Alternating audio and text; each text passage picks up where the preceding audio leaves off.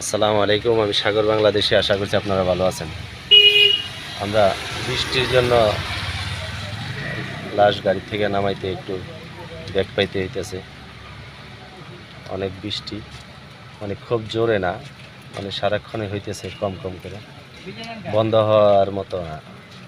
তো এই জন্যে পলিথিনের জন্য পাঠাইছে, আনলেই আমরা নামাই নেব আর কি। হ্যালো আছে তো তিয়া করে চলে গেছে তো কোন না আসি তিয়া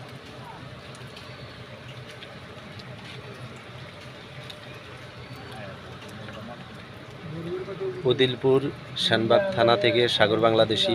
আসসালামু আলাইকুম।